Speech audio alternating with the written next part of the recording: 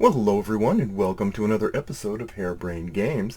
Today we're going to do a review of a game called Red Flag Over Paris, a game designed by Fred Serval and featuring the 1871 rise and fall of the Paris Commune. This is in a line of games that began with its predecessor, Fort Sumter. It's a 1 to 2 player game. It's meant to be played in a short time span while being mighty, meaty, and rich and tasty. So let's take a look at what's inside. Okay, let's take a look at what comes in Red Flag Over Paris, 1871, the rise and fall of the Paris Commune. You get a flashy box. You get a flashy other part of the box. You get the rules of play. Very thin, wafer thin rules of play. And you get a playbook which has both an example of play for two players, an example of play for solo players, historical notes, design notes, not so paper thin, lots and lots of great reading material. Very glad to see that level of investment on a game of this smaller magnitude. So you each get a sequence of play which has almost all the information you need to simply be able to play the game without having to resort to reading the paper thin rulebook. You get solo opponents for both the Commune and Versailles. Wafer thin. Then you get this board. Now, this board is divided up. You'll see Fort Sumter people will instantly notice a few differences from the original game that this was inspired by. But you have your 12 spaces, each crisis dimensions. Each color is a crisis dimension, which is composed of 3 different regions. Controlling those regions in their entirety will give one side a victory point. You have the political arena, which is Royalists, Republicans, National Assembly.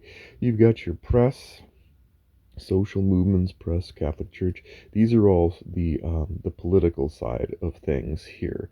On the military side, you have Paris, which has got its 3 locations within the city, and you've got the forts, which are, and these compose the military example. You have the round tracker. You have basically your cubes represent your where you're going to place to have presence and control. Similar to the previous Fort Sumter, for those of you who played that, you have these divided into different groups, cubes you use, and then you go into escalation, tension, and then final crises. Unlike the predecessor, you have a few other tracks beyond just bonus cubes and the crisis tracks here. You have the cube pool, which is where you can place cubes as they're made available to you over the course of the game.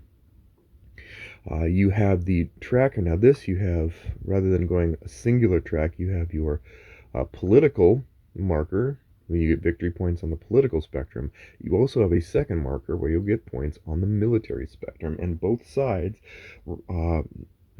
give precedence over one to the other. If you are the Commune, you're going to be trying to push political presence. If you are Versailles, you're trying to get military presence established greater than the sum of your opponent. Also, we have the collaboration track, or there's another word for it, but it's a specific separate track that's used to how do I say it? It basically gives external pressures that have benefits or that unlock things for your side that you wouldn't get. It's like pressure or something. Anyway, the for Versailles, Russian collaboration is important, and as you move your uh, token up, you're going to get additional cubes to use, which gives you more strength and leverage in the different arenas. On the commune side, it's more important because you need cube pool. You do not have a cube pool, so you're going to have to unlock these portions of the cube pool, or else when you when you grab these cubes and put them in, if you don't have space for them, they're out of the game. So I'm getting into the gameplay a bit, but anyway, beyond that, you also have your strategy cards. Strategy cards have a you can spend them for ops points. You can spend them to use the event if it's on your side. Some of these, like this is the commune side. You also have cards that are for Versailles with its, and then you have some general purpose, either side can use it cards. Same thing. You also have an initiative card. Initiative is important. It lets you decide who goes first in order of resolution, which can be important. And objectives cards. Each round, you're going to get an objective card, and you're going to get a mission, like control press. And if you don't control it, you don't get the victory point. If your opponent controls it, he gets a victory point. Unfair. And then finally, each player has a card that they can use for the final crisis, which is the last phase of the game. These are pretty powerful cards. You can use them during play, but they cost you the use of an additional card, or you use them in a final crisis, which we'll get into. What we have here is the setup for the start of the game, and so now we're just going to jump into an example of gameplay. All right, let's go turn one. Now, turn one, Commune has initiative. Each player during the turn will draw 4 strategy cards and 2 objective cards. They're going to look at the objective cards and keep one and discard the other for round 1. Now, what we're going to do is, do we want to control Butte Montoya, which is basically right here, or do we think we can control Butte à Calais? I'm mangling these horribly. I'm going to say that we're going to try and make this our objective card. This is our secret objective. No one but you and I and the rest of the world know about it. Okay, and then we have these 4 cards. The other thing you might do, like, to be fair, when you're looking at these cards, you might also look at the cards you have, the events there are. For your side, for example, Versailles might look at the cards and go, I'm probably going to be able to take control of certain areas. Um, and then look at the objectives and decide what you can do. In this case, I think we're going to take a risk and try and control Fort Dissy, because doing these objectives is important. One thing you'll notice about this game is that the victory point spread is not large, so every single victory point you earn is valuable and valid. This isn't one of those you get a few victory points and then at the end of the game you get 50 or 50, 60. No, this is a tight game. Very often you'll find yourself in negative circumstances. Negative points as your opponent swings one way or another. Yeah, you gain and lose. So just keep that in mind, that every single victory point counts. All right. So the commune side has decided he's going to let Versailles go first in the order because he would like to be able to react to anything those darn people do. So we're just going to have some fun here. All right. So we're going to use Otto von Bismarck. Not through speeches will the great questions be decided, but by iron and blood. Somewhere like Gandalf. Anyway, you must remove 1 cube from the National Assembly, which I don't have. Then you may increase Russian collaboration, Prussian, and use up to 2 operation points in military spaces. The thing is, I don't have a cube there, but I do like the fact that this has ops points. So we're going to spend this for the ops points. What does that mean? Ops points lets us add and remove cubes.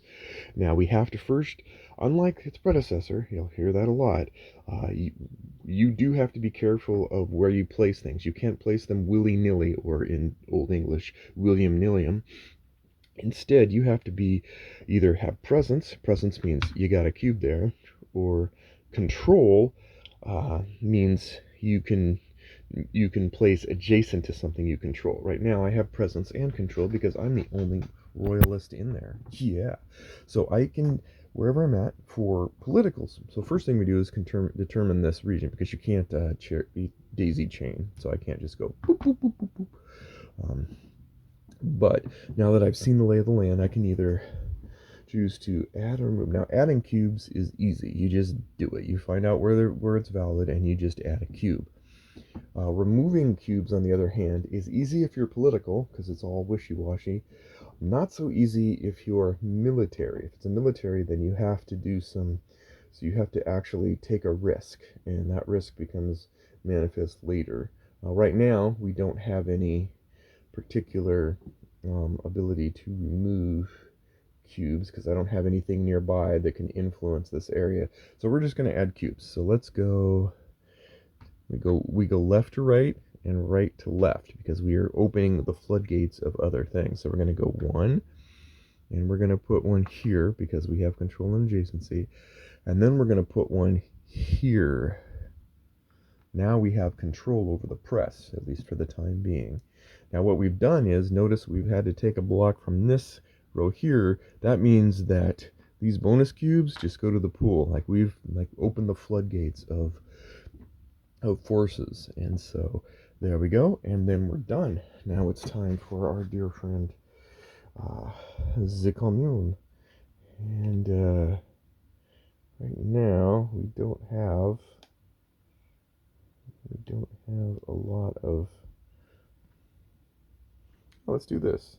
Now, I mean, I really want to focus more on this as a commune. I'm trying to focus on the political in theater here because that's the prime victory condition. Although there are a lot of tiebreakers, but instead I would say, oh, replace.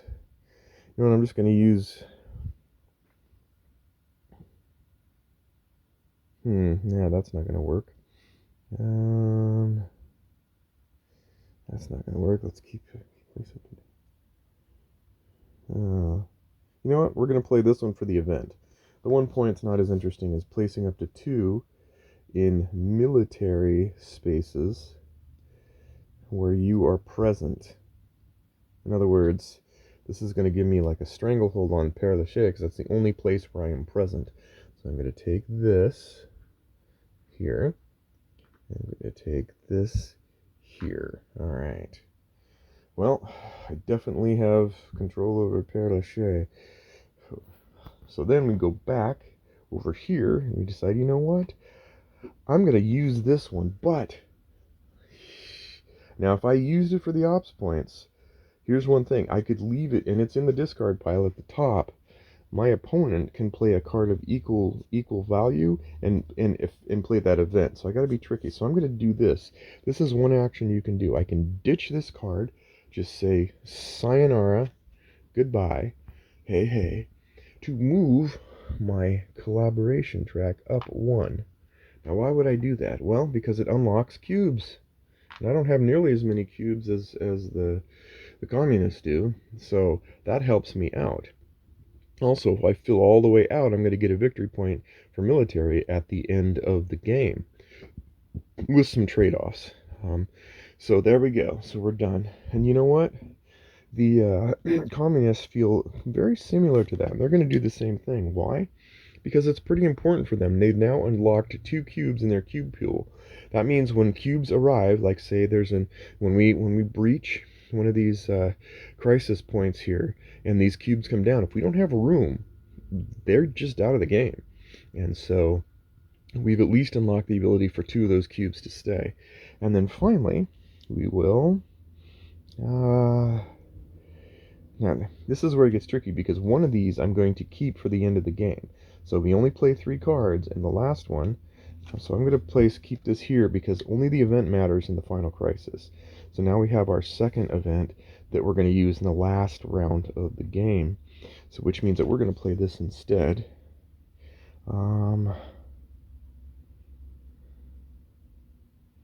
Yeah, you know what? We're going to use the event.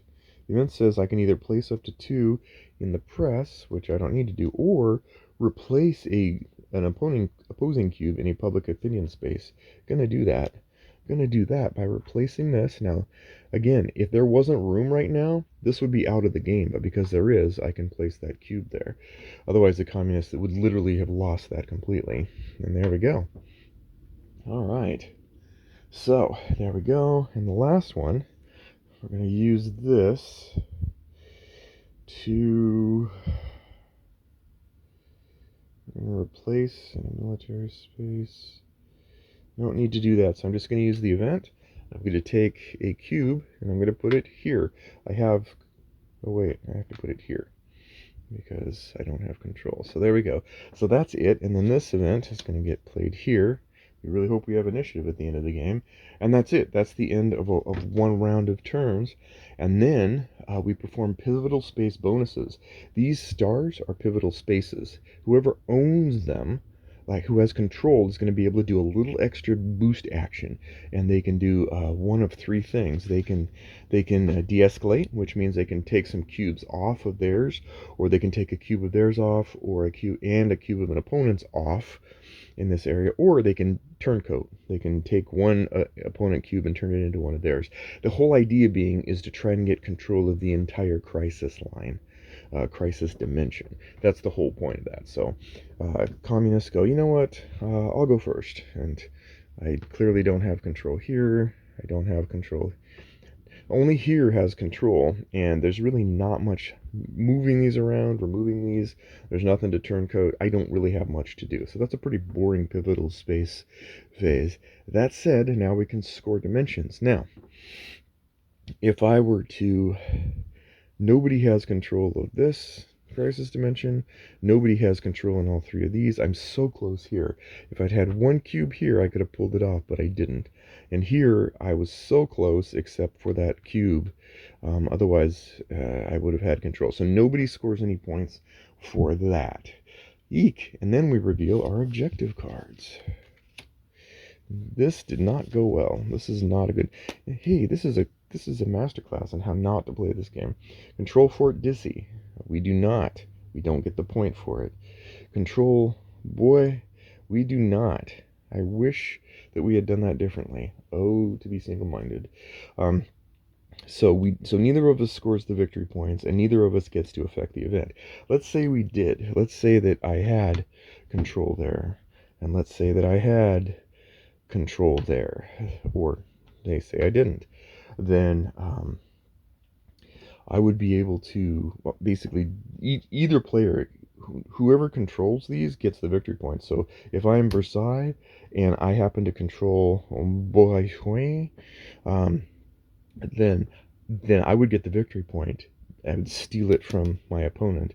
In this case, nobody gets a victory point. If this were true, there would be a victory point. And not only that, but for your card on your turn, if you get a victory point, you also get to afterwards affect this event, which is often beneficial and can give you a little boost for the next round. If you do not get it, it doesn't either way. If you don't achieve this, nobody does the event, but everyone can get the victory points. That's the one little weirdity, is that you can get up to 2 victory points if you have control of your own objective and control of the enemies, but you never get to do your opponent's event. You only get to do yours if you achieve greatness, in which case none of these mattered. They're out of the game. And there we go. That's it. Then we check and see, okay, has anybody reached final crisis? Whenever you breach the final track, that triggers the fact that the next round will be a final crisis. You could achieve a final crisis earlier than the normal 3 rounds it takes before you are coerced into a final crisis. What is final crisis? Final crisis means, let's say the map's blah, blah, blah, blah, blah. Let's say we moved around, we got stuff that let you work out details of the game anyway. Oh, and forts. Sometimes you can place forts. That makes it harder for your opponent to put pieces into an area. Very simple, but also very meaningful. Anyway, so again, whoever is ahead in the points chooses the initiative, and in the final crisis, the points don't matter. All you do is affect this. You just run the events. You just take turns, like playing the events. Like I place here, place here. The events just get handled out. Once those events are handled in the final crisis, then you do all of that, and then you do another final scoring of the crisis dimensions, and then you do the game, get the VP for the player momentum, and then you decide who won. Now it's interesting because the victory conditions are different based on which side. If you're Versailles, you want to have more military victory points than the communists have political victory points. So that's where it gets a little like a two-pulley system kind of thing. So it's not just, oh, well, I'm here, I win. Maybe not, and stuff. And so you're getting, because the victory point scope is so tight, you're going to find up with really, really nail-biting variances in victory points. If for some reason neither one of the sides meets their victory condition, then you have a set of tiebreakers, and you basically go through those too. Like, who has the most victory points total? Who has the most objectives? who has the most pivotal spaces controlled, and then who's the current initiative player. There are 4 tiebreakers, and whoever has the most of those, like if I have 3 and you have 1, well, I win the tiebreaker. If all of that's still tied, then the communist player wins. So one way or another, someone will win. And that's a basic summary. Again, I'm not strategizing. I'm not giving you the full scope of it. There's a lot going on here in this tiny, like, explosive package of gaming goodness. But with that, let's get into my final thoughts on Red Flag over Paris. Okay, final thoughts on Red Flag over Paris. First, let's go over the cons and then the pros, and then my final thoughts. The the cons aren't a very large list. They're rather minuscule, frankly, but the one thing I would have liked is there's an excellent summary card. For some reason, during the different plays, we kept constantly having to go back to the rule book for the pivotal space bonuses. There's 3 things you could do, like turncoat and de-escalation, etc. It would have been nice to have those in somewhere in a box. I wish we did. Really trivial thing, not hard to look up. I ended up just printing the page out and putting just a little extra sheet, but otherwise everything is intact and there, and you literally do not have to go back to the rule book for any particular reason once you've really mastered the art of play. The other thing is, initially, when you first start playing, the victory conditions can be a little tricky to explain if someone's just starting out. Like, what do you mean there's 2 tracks? Usually they're used to, like, the Twilight Struggle, like, if it's this way or that way, you win or you lose. This one with its sort of dual, like, you have to, if you're on this side, this one matters more than that one, and how the variance is in that one, and what if there's 0, and what if they're not the same, and then the tiebreakers. You get it, though. I mean, once you start playing a few games, you're like, okay, you know what to look out for, and since you do want to focus on different things on each side, you'll want to pay attention to that. That's it. That's really the only con I have. Pros, let's get into the things I really liked about it. This game is much more plausibly tied to theme than its predecessor. This is not stripped down to the point of being stripped away of attachment to its subject matter and its theme. Not at all. I mean, things that help with that are the addition of the tracks. The victory point tracks. When you have your different pressure tracks. Again, there was a name for them. Yeah, but the idea that you have this sort of like pressure going back and forth, external pressure forces to do things. That whole track there adds a lot more than the original game. It gives it more of the whole thing in general gives more of a 13 Days feel than a Cayless for Toddlers feel. The asymmetry is absolutely delicious. It has trade-offs that you make based on which side you're on, things you're going to do. You have varying VP conditions and motivations. You have force, variations in size. You have the cube pool rules that vary based on which side you're playing. And in that way, it's more of a Twilight Struggle than a Checkers, in that you do have to care about your side, what it is and how it needs to operate in order to optimize its benefits and negate its drawbacks. And so that there is huge. The rulebook is precise and concise. It's very well done. No complaints.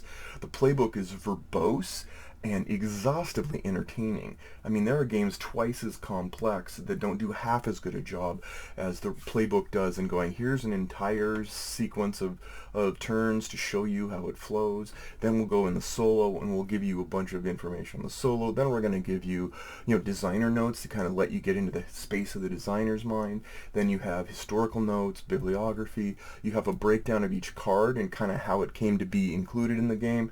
Like, seriously, I've seen less informative textbooks on the subject matter. So anyway, that's good. The strategy card play is also better in that there are some more interesting things to do than just use these points to add or remove cubes or use the event to modify a cube situation. There are some things, a little more pizzazz to the strategy cards that I think really stands out.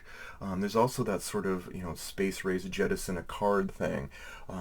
If you remember, in Twilight Struggle, I believe it's the space race, where you can jettison a card the, in order to avoid having that card backfire on you by having your opponent turn around and use the event on you. So you have sort of an escape mechanism on that, and that too, even that small thing is a large offering, because again, this is a small game where you make not very many choices, but each one has a pretty profound impact on what is a very small victory point space. You need to account for adjacency in this game, and I think that's also a huge gain, something that makes it feel much better to me than in that you have to contend with where you're going to put stuff, how you need to control things to spread out. That adds a lot more gaminess to it. The victory conditions are a several layer dip of considerations. Like, you need to know as you're going through the game, you kind of try and predict, are you going to pull off your just core victory condition? If not, then you're going to have to start thinking about how you can configure for the tie-breaking conditions. That's interesting of itself. And also, the solo rules are solid and, from a complexity standpoint, just right for the game of this type. So, in summary, there are two camps of players that I'm going to speak to for my evaluation. One is those who played Fort Sumter, its predecessor, and brand new players. Let me speak to the brand new players first. For brand new players, Red Flag Over Paris is an absolute must for a light wargaming experience with a meatiness beyond its components. It's reinvigorated that kind of line of game for me, and it stands toe-to-toe with Blitzkrieg and 13 Days.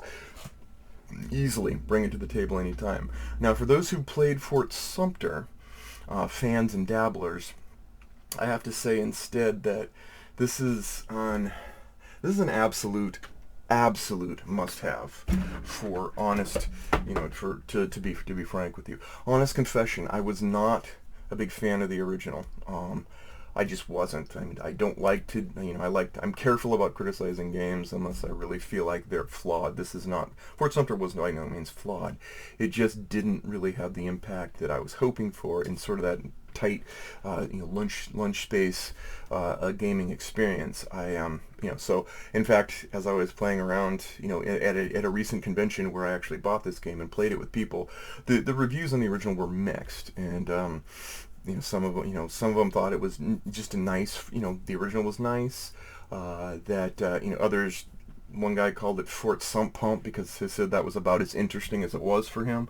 And so I'm speaking to both sides. If you liked Fort Sumter and you thought it was really, really good, really solid, and you were entertained by it, this is all pluses, no minuses. I can't think of a reason you wouldn't pick this up as well. If you found Fort Sumter to be lackluster in certain ways, then in my opinion, this addresses each and every hoe in the hum of its predecessor. It really does. I mean, every facet that I found lackluster in Fort Sumter has been turned into a marquee feature. For one thing, the abstraction complaint, where in the predecessor it felt like, yes, you got this. Again, an interesting manual, interesting premise, very interesting things, but the game itself was just like not really matching. It wasn't really gelling in a direct manner. That's been addressed here. I do feel very much that when I'm playing Versailles, there are mechanisms in here that approach that in a thematic way. Same thing with the Commune. If you liked, the interest complaint, I didn't find it that interesting because honestly, Fort Sumter felt like two paratroopers battling over an abacus. Like, in that you could just drop pieces anywhere. There was didn't matter where. Like, if your event might tell you where, but your points would tell you can just drop them wherever, and then you just flick them around like an abacus, and then then you got a little special section, and then in the end, like, okay, who's got the most in these color spots, and okay, you get a point, whatever. I didn't like that at all. I felt that just didn't feel interesting to me. Others, again, it did. There was nothing wrong with the base game at all. I have no game design complaints about it at all, other than it just was lacking to me in the interest level. This changes it greatly. You don't get that feeling. You have, again, that pressure track, like, okay, I need to get my units out because I need to be able to get some control over things over here as Versailles, as the commune. I need to make sure that I've got capacity so that when my units are getting sent back, they don't get thrown out of the game because I didn't plan that well. That's separate from the dual VP track where you're like, well, I know which VP track my side cares about, but I gotta also keep track of the my opponent, and the and kind of in the back of my mind be looking at tie breaking situations as well.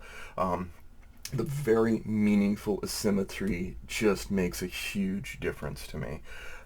Honestly, it takes the solid core basis of the original, and then it builds it and it forms it and it shapes it and it tailors the experience into something memorable and meaty in the same time frame of play.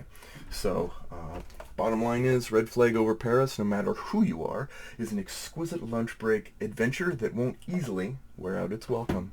Thanks again, and we'll see you next time on Harebrained Games.